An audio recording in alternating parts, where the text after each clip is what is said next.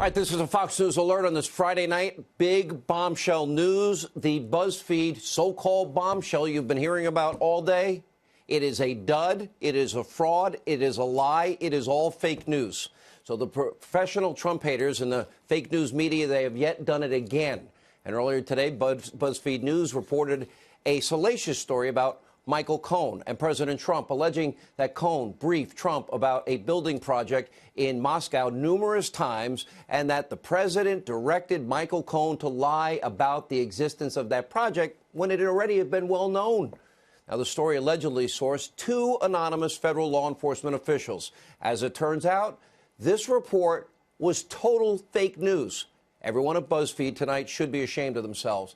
But moments ago, the Office of Special Counsel, they actually issued a statement. They wrote, quote, Buzzfeed's description of the specific statements to the special counsel's office and characterization of documents and testimony obtained by this office regarding Michael Cohen's congressional testimony are not accurate. Not accurate. But are we really surprised? Oh, and it even gets better. The editor-in-chief of Buzzfeed is actually standing by the reporting, which the FBI, the special counsel, completely refutes. Watch this. The special counsel issued this very vague statement. We are eager to know what he's talking about.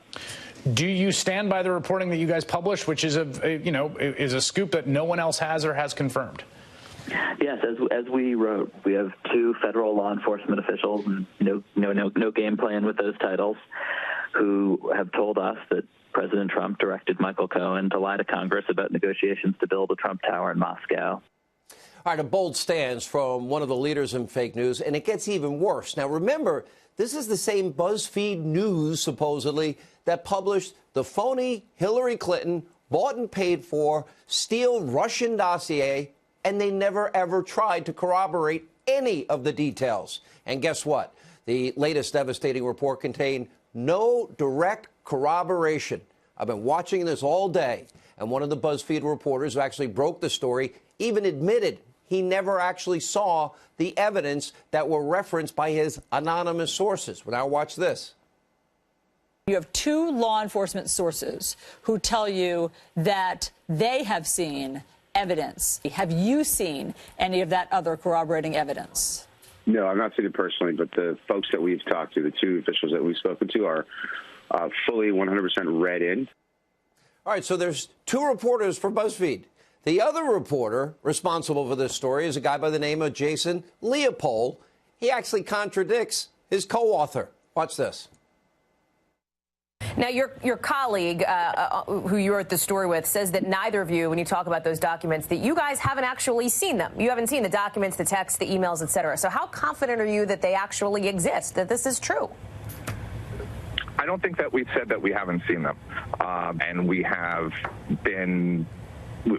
I'll just say that we've seen documents. We've been briefed on documents. We're very confident. You think that the two authors could get their story straight before appearing on national TV? Now, this was known earlier in the day. Now, getting stories right is not a strength of Jason Leopold. Now, in 2006, this so-called reporter, well, the Columbia Journalism Review all but pretty much called him a liar. The review wrote that he would get stories completely wrong. We knew that today. And, quote, even make up stuff with stories that had no sources at all. Well, it looks like he's done it again, all in a blatant effort to destroy President Trump. It's sad. But what's even really worse, even fake news, CNN and conspiracy TV, MSNBC, well, they go with the story, but they're constantly, they put in this caveat over and over again. And this is what we heard all day long. Unverified. But if it's true, with a level of hysteria and excitement. And then, of course, how many times do they mention impeachment? Look at exactly what I mean. The story, which has not been confirmed by NBC News. We should note CNN has not independently confirmed BuzzFeed's reporting, nor, for that matter, has anyone else. An explosive new report that, if true, if you believe the reporting, if this is confirmed, if all of this is true, if true, we don't have sourcing that confirms this story, but we're not getting steered off of it. we don't know for sure. You said you couldn't corroborate this. If true, this is a potentially very big development. if it's true. If true. Oh. Now, despite all these red flags, many others in the mainstream media breathlessly, hysterically pushing this fake, phony, fraudulent story and, of course, predicting Trump's imminent impeachment, as they always do, for 2 years. Take a look. Still no reaction this morning from President Trump to a report that ties him directly to the very same offense for which the House of Representatives moved to impeach Richard Nixon. That appears that if true, he'd be guilty of suborning perjury, potentially obstruction of justice.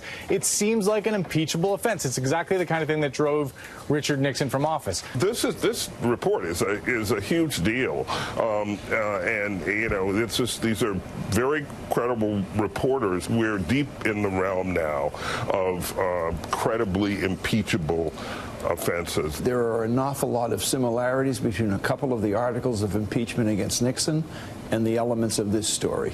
Impeachment would actually allow him to at least do what he loves, which is to be a snowflake and pretend he's the victim and the Democrats are this and that. But at the end of the day, I think the impeachment process, if these facts are corroborated in today's report, I actually just don't see how Congress can do anything else. All right, you would think by now the so-called journalists in the echo chamber, the extension of the Democratic Party, would have learned their lesson.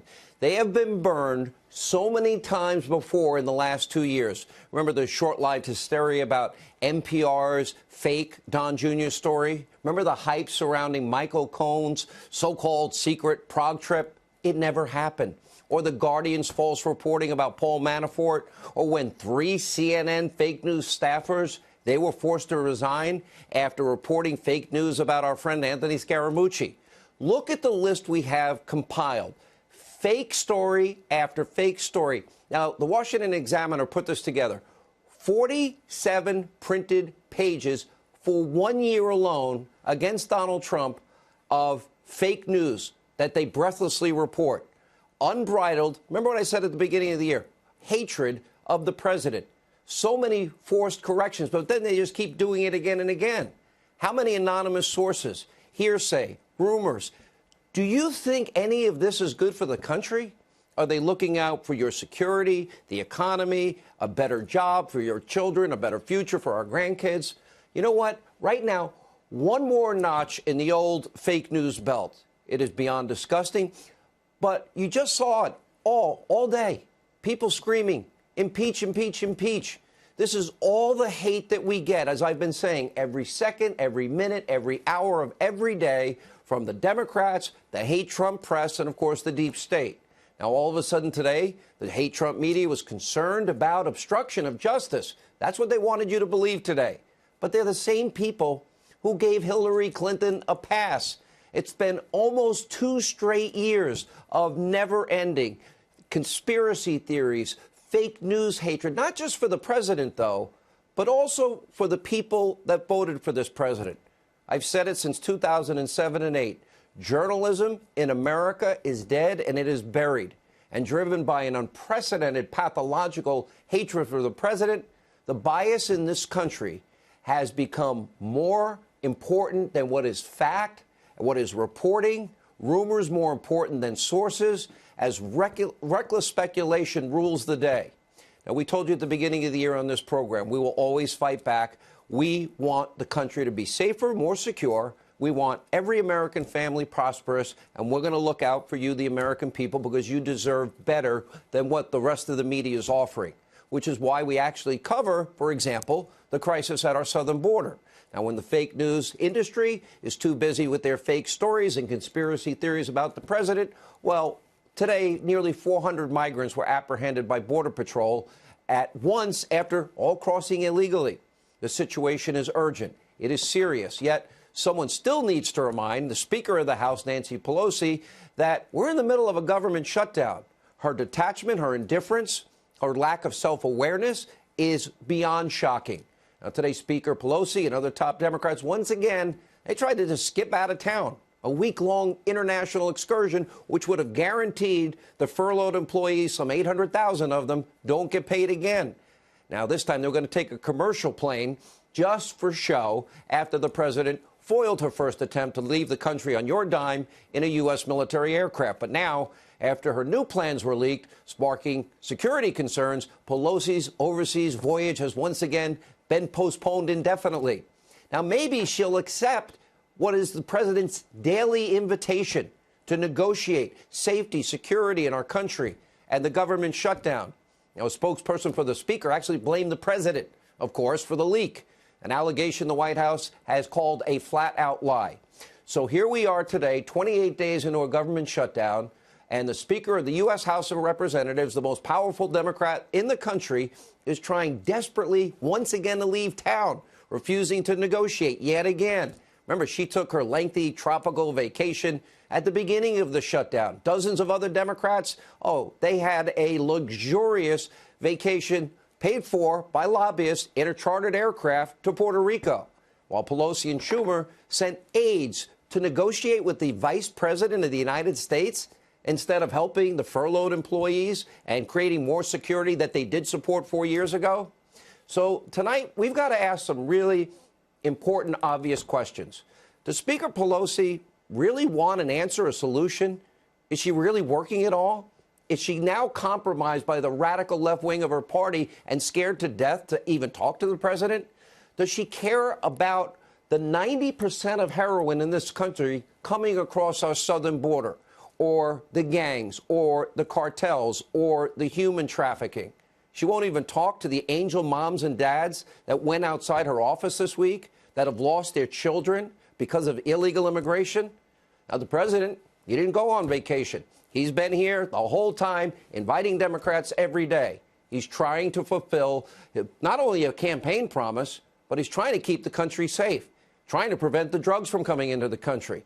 Remember, maybe the 1 or 2% of those people that enter the country illegally, they're criminals, and murders have happened, and worse. And, how many sexual assaults? How many violent assaults? Now, the president tweeted today, I will be making a major announcement concerning the humanitarian crisis on our southern border and the shutdown tomorrow afternoon at 3 p.m. live from the White House. He's working on Saturday. In the meantime, President Trump is ready, willing, able to negotiate, and has been since day one of the shutdown. Democrats have offered nothing except $1. No negotiations, no compromise, no time with the president. They just sit back and do nothing. Hundreds of thousands of government employees are not receiving their pay. The speaker is having a meltdown about not getting to take a government-funded trip on your dime. And even worse, thousands of lives have been lost, thousands more devastated by the flow of illegal drugs, human trafficking, the opioid crisis, the gang activity across the southern border, and Nancy Pelosi complaining about having to postpone a government-funded trip. That's where her mind is tonight. But fear not, let not your heart be troubled. Speaker Pelosi, while Americans suffer, while we're not safer, well, your close friends in the mainstream media, they're cheering you every step of the way. Just like last week, manufactured crisis. Democrats say it, the media says it. They're like tight at the hip. Take a look. President Trump is coming face to face with the reality of the opposition party controlling the House. This morning, House Speaker Nancy Pelosi threw him a hard fastball. Speaker Pelosi playing hardball. You could say she's playing hardball. House Speaker Pelosi flexing her constitutional muscle. Speaker of the House Nancy Pelosi flexing her muscles. In a bold power play, the Speaker of the House tonight is sending a pointed message to President Trump. It is a power play, and Nancy Pelosi is revealing that she's got a PhD in needling President Trump. She knows where to go exactly to hit him where he hurts. I mean, this is political genius. I give Nancy Pelosi credit for her political sense. I mean, it's kind of badass from Nancy Pelosi. She was showing that she's in charge. Nancy Pelosi, I mean, what a badass. You know what? Maybe it's time for the Speaker of the House to actually start listening to the American people, start solving problems, stop appealing to your radical base. In other words, really simply, you need to do your job. The president, his door is wide open. Go negotiate a deal. Maybe you'll get some of the things you say that you want. Secure the borders, reopen the government. And for goodness sake, get out of your ivory tower. If not the president, well, he'll just act without you. Now, let's not lose sight of the fact of what we're fighting for. Don't be fooled by all the Trump haters. The crisis at the southern border is not manufactured. In fact, as you can see, a brand new migrant caravan marching toward our southern border as we speak. Earlier today, thousands of migrants poured into southern Mexico. After authorities there, they just left the gates at the border wide open. Mexican border guards didn't show up until sunrise, or actually after sunrise. So now while Mexico may be embracing open borders, the president, he's continuing to stand strong, stay on the job, waiting to negotiate, waiting to keep his promise to secure the border of this country. This is about life and death. He tweeted today, quote, "Another big caravan is heading our way. Very hard to stop without a wall."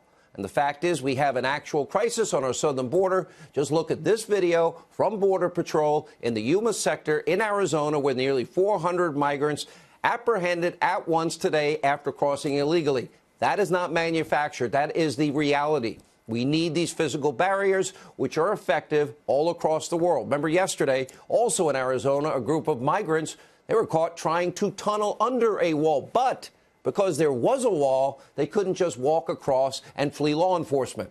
And once they tunneled through, they were promptly caught. Oh, the wall works.